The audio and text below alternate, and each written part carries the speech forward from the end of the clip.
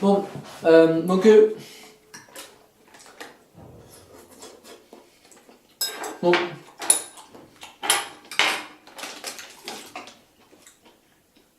donc la caméra s'est arrêtée, je sais pas à quel moment, mais c'est pas grave. Donc, bon, je disais que peut-être que mon sujet ça pourrait être le hors-sujet par exemple, mais peut-être que la question du sujet se pose pas et que pour l'instant on s'en fout et qu'on verra à la fin. Ce qui me pose plus question, c'est la méthode. C'est-à-dire que ce que je disais, c'est que je pars de l'idée que la pensée, c'est pas quelque chose qui est surnaturel et qui arrive comme ça, mais elle est matérialiste, elle est construite matériellement. Et que la pensée, elle vient d'abord, elle est une émanation du réel, enfin, elle est une émanation qui dépend de ses conditions de production. Une pensée qui est écrite, elle dépend du fait d'être écrite. Une pensée qui passe par une caméra, eh bien, elle va être différente parce qu'elle passe par une caméra.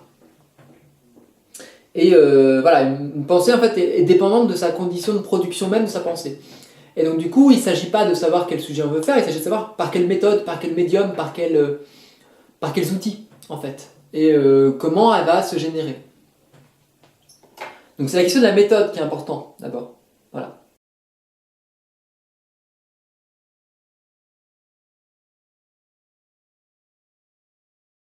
Un mémoire qui ouvre, un mémoire qui, en se nourrissant de ce que j'ai pu faire avant, pourquoi pas bien sûr, mais ouvre d'autres champs de recherche et soit en fait un catalyseur. Soit à un moment une manière d'ouvrir vers d'autres champs. Et que quelque part il soit pas fini, enfin que bon, que au moment où je le rends, il ouvre plus de portes qu'il enferme quoi. Voilà, il pose pas mal de questions et il ouvre des champs quoi. Voilà. Donc voilà. Il ne s'agit pas de faire le tour d'un objet mais au contraire de trouver des chemins, des passerelles qui mènent vers autre part. Il s'agit d'ouvrir des chemins en fait. Donc des lignes de fuite. Voilà. Et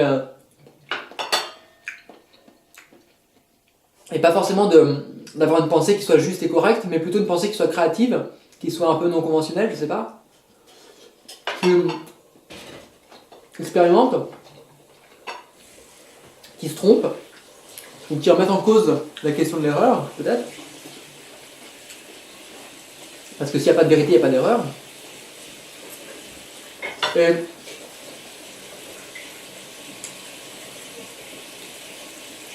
de considérer que la pensée n'est pas, voilà, quelque chose d'immuable, mais plutôt un processus chaotique.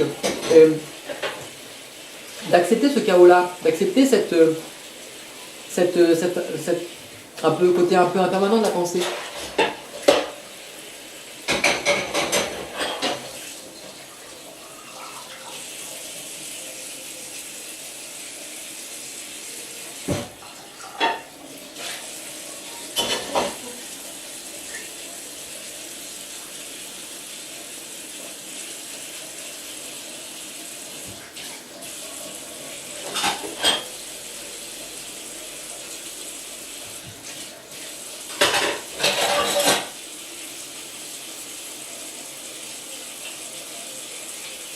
Aussi mettre au mur des photos, des écrits, des choses comme ça, et de voir comment se construit ce système de pensée au fur et à mesure. Voilà. Et donc il y aura une partie évidemment qui sera un peu invisible dans tout ce processus-là, parce que quand je suis dans la rue et que je pense à des trucs, bah ça se voit pas forcément, mais ça s'inscrit dans ma mémoire. Mais il y aura quand même une partie qui va être captée par la caméra, et donc ce qui pourra par exemple être mis en ligne, ça pourra être cette partie-là, et ça pourra constituer par exemple le mémoire. Voilà, le mémoire sera donc une trace d'un processus de pensée. Ce sera l'ensemble des traces de ce processus-là. Et alors peut-être pas toutes les traces, mais en tout cas une partie, en tout cas la partie vidéo pourrait être l'occasion. Et le mémoire pourra être donc pensé sur l'idée d'un processus de recherche qui convoque différents sujets, différents centres d'intérêt, et qui se pose aussi la question même de son propre cadre, et qui pourrait se transformer de lui-même, de l'intérieur. Voilà un peu. Voilà.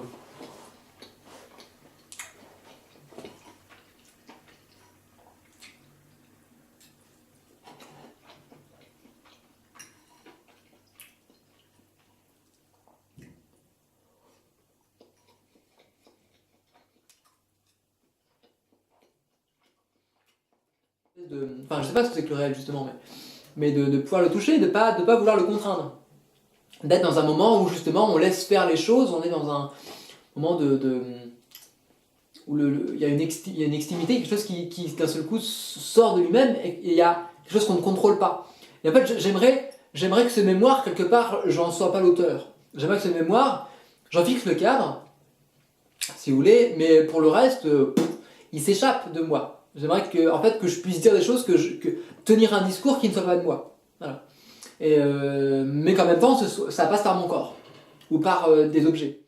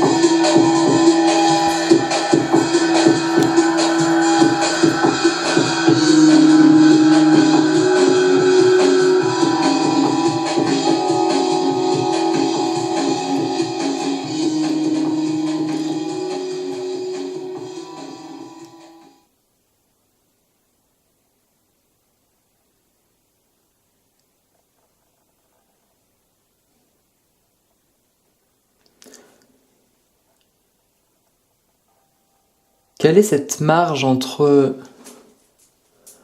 le discours et ce qui est parlé dans le discours, ou quelque chose comme ça? Disons que c'est vrai que à travers le discours, il y aurait une part de réel, comme si le langage essayait d'attraper le discours, et en même temps qu'il tente de le travailler, il s'échappe. Et à travers la question du discours, on en vient aussi justement à la création du sens qui va se construire à travers ce discours-là comme quelque chose qui pourrait le dépasser, quelque chose qui pourrait aller au-delà de lui-même, comme un discours qui serait, disons, contingent, comme un discours qui serait dans cette espèce de structuration du récit, mais qui en même temps le dépasserait et serait ramené à la même matérialité du discours. C'est-à-dire qu'on aurait à la fois un discours qui serait le réel, et en même temps on aurait aussi le réel du discours comme quelque chose qui serait à la fois dans cette force interne, mais qui en même temps serait pré-langagier. C'est-à-dire que, est-ce que le discours finalement n'est pas juste une forme d'abstraction qui serait dans sa forme même du sens, ou est-ce que le sens serait dans une forme de construction qui lui échapperait et qui serait en fait quelque part, le discours ne ferait qu'illusion, on aurait une sorte d'illusion du discours et que le discours révélerait un réel qui du coup se renverserait, où le réel serait à la fois dans son propre épuisement et dans l'épuisement du discours laisserait un vide dans lequel le discours pourrait apparaître et qui serait pas le discours discours, mais qui serait l'antidiscours. C'est-à-dire qu'en quelque part, le langage ne serait pas là pour pouvoir parler de dire quelque chose, mais pour pouvoir parler en disant se dire ne pas, se dire dans ce dire qui serait une négation du dire, se dire comme une forme de vide du dire, comme une forme de, quelque part, une forme d'expression qui passerait à travers le langage, et que le langage serait une certaine forme et serait lié à ce certain rythme, et que dès qu'on dépasse ce rythme, dès qu'on dépasse ce forme-là, on arrive justement à ce réel du discours, qui n'est plus le discours du réel, mais le réel du discours en tant qu'il est discours, et non pas en tant qu'il est le réel, puisque le réel serait quelque part cette forme d'absurdité qui se construit sous une forme d'illusion du sens, et qu'il y aurait alors ce retournement de situation où on aurait d'abord à la fois ce réel avant qu'il soit ce discours. Et on aurait d'abord le discours, et le discours se dépasserait lui-même, se dépasserait parce que le sens se dépasserait, et qu'on arriverait à cet état où le sens apparaît dans ce qu'il n'était pas déjà là, puisqu'il y a quelque part un sorte de transvasement, comme un effet tunnel du sens, comme une certaine manière de naviguer de l'un à l'autre dans une pensée analogique qui ne serait pas cette réalisation numérique qu'on peut avoir dans les appareils photo ou dans tout ce qui va capter, mais justement dans ce truc pré-immanent, pré-technique, qui serait comme une pensée technique, une pensée technique qu'on pourrait amener comme une pensée formelle, pré-individuelle, pré-langagière, et en même temps, avant même que ce soit du langage, on aurait quelque chose qui serait donc presque naturel, presque comme une sorte de culture nature, comme s'il y avait des arbres qui étaient un petit peu en réseau et qui enverraient entre eux une certaine manière de communiquer, mais une communication qui passerait par le signifiant même, c'est-à-dire une déstabilisation de son signifiant, comme on peut déstabiliser